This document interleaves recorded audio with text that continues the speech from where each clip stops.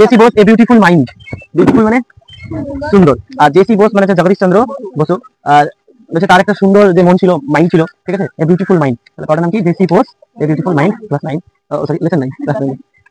Let's start, চলো শুরু করো। তাহলে হচ্ছে এই বায়োগ্রাফি, এটা একটা বায়োগ্রাফি। বায়োগ্রাফি মানে কি বলতো?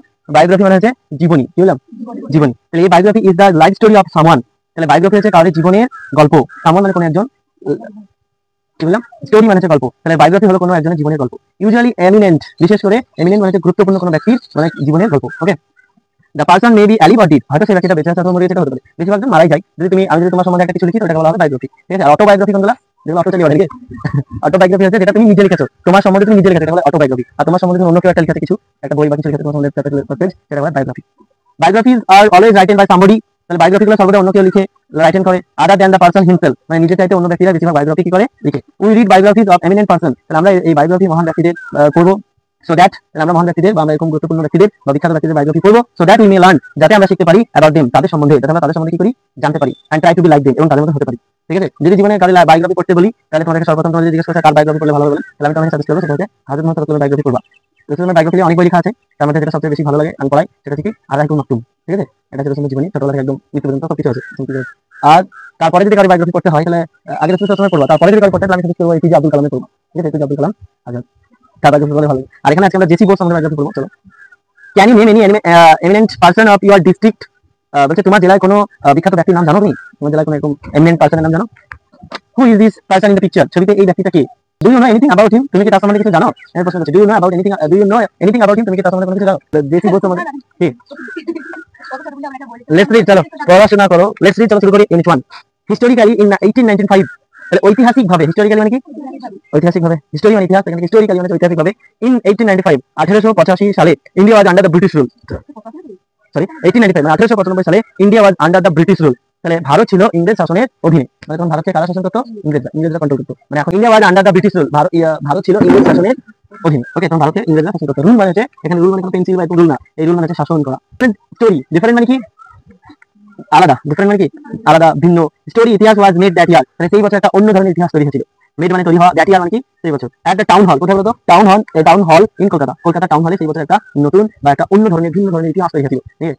এই different history was made that year একটা টাউন হল ইন কলকাতা। ধর এটা কলকাতা লেখা, কি আছে? ক্যালকাটা বা ক্যালকাটা, ঠিক আছে। তাহলে ক্যালকাটা টাউন হলে সেই বছর একটা অন্য ধরনের বা ভিন্ন ধরনের ইতিহাস তৈরি হয়েছিল। অ্যান ইন্টারেস্টিং ডেমনস্ট্রেশন, হ্যাঁ, demonstration was performed by Jagadish Chandra Bose. তাহলে ডেমনস্ট্রেশন মানে দেওয়া আছে কি হচ্ছে? অ্যান অ্যাক্টিভিটি মানে একটা কর্ম, কাজকর্ম, দ্যাটস যেটা দেখানো হয়েছিল, অ্যান্ড এক্সপ্লেন বর্ণনা করা হয়েছিল, হাউ সামথিং ওয়ার্ক, কিভাবে কোনো কিছু কাজ করে, মানে কিভাবে কিছু কাজ করে সেটা দেখানো হয় এবং বলা হয় সবাইকে, সেটাকে বলা কি বলতো? ডেমনস্ট্রেশন ইংরেজিতে, ঠিক আছে। তাহলে an interesting demonstration was performed by Jagadish Chandra Bose. তাহলে একটা আকর্ষণীয়, ইন্টারেস্টিং মানে কি? আকর্ষণীয় বা চিত্তাকর্ষক, ডেমনস্ট্রেশন মানে এরকম একটা অনুষ্ঠান, ওয়াজ পারফর্ম কি করা হয়েছিল? আয়োজিত হয়েছিল, অনুষ্ঠিত হয়েছিল, বাই জগদীশ চন্দ্র বোস দ্বারা। অ্যান্ড অ্যাসিস্ট্যান্ট প্রফেসর, যে ছিল একজন সহকারী প্রফেসর। অ্যান্ড অ্যাসিস্ট্যান্ট মানে কি? সহকারী। প্রফেসর মানে হচ্ছে প্রফেসর, অধ্যাপক।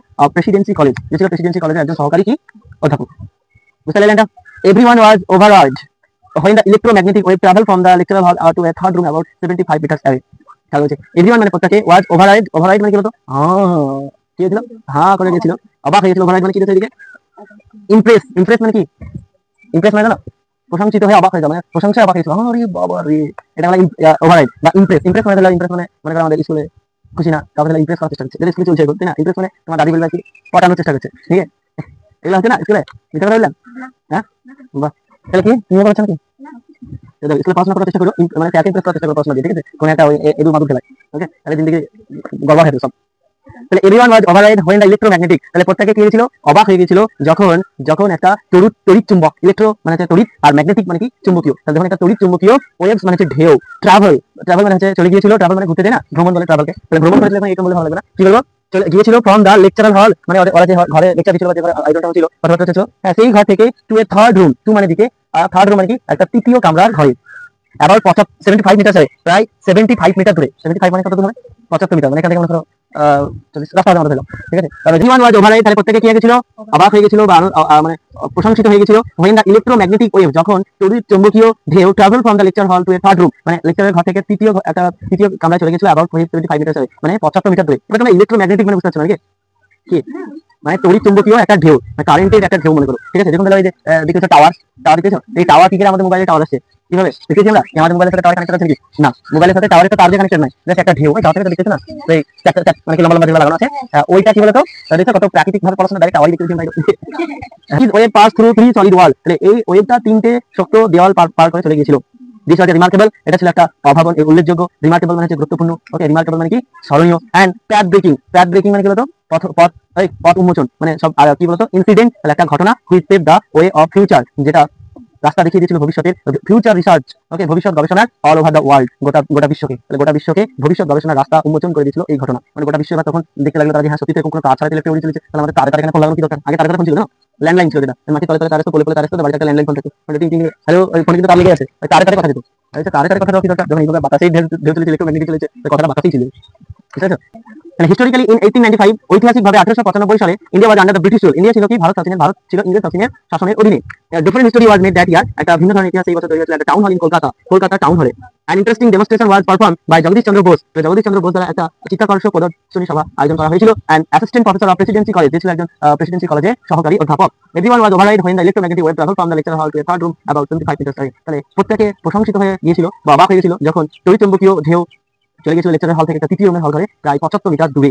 This way pass through 3 solid wall, এই ঢেউটা প্রায় 3টে শক্ত দেওয়াল ভেতরে চলে গিয়েছিল। দিস ওয়াজ রিমার্কেবল, এটা ছিল একটা উল্লেখযোগ্য বা একটা গুরুত্বপূর্ণ এন্ড প্যাথ ব্রেকিং ইনসিডেন্ট, এবং পথ উন্মোচনকারী ঘটনা, which pave the way of future researcher, যেটা রাস্তা দেখিয়েছিল ভবিষ্যতের গবেষকদেরকে বা রিসার্চদেরকে অল ওভার ওয়ার্ল্ড, গোটা বিশ্বের ভবিষ্যতের গবেষণার একটা পথ দেখিয়ে দিয়েছিল। বুঝলে প্যাথ ব্রেকিং মানে হলো রাস্তা উন্মোচন, মানে ধরো তুমি যেতে পারছো না একটা জায়গা দিয়ে, মনে করো পাথর আটকে আছে, পাথরটা হয়ে গেল, তোমার রাস্তা খুলে গেল না, এরকম ভারতীয়দের জন্য রাস্তা খুলে দিল এই জগদীশ চন্দ্র বোস, সব যারা গবেষণা ছিল বিজ্ঞান ক্ষেত্রে গবেষণা আর উন্নত হতে দিতে, সেটাই বলছিলেন। ওকে, চলো একটু পড়াশোনা একটু পড়াশোনা টাকা দিয়ে দেবো।